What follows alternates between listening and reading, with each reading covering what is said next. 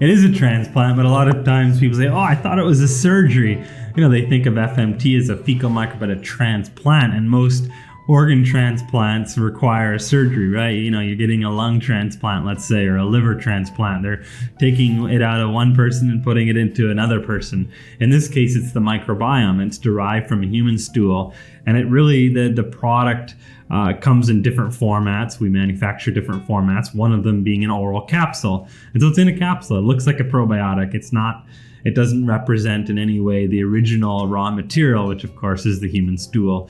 It's the concentrated microbes that exist within the human stool that we're really after. And that's what we're looking to transplant.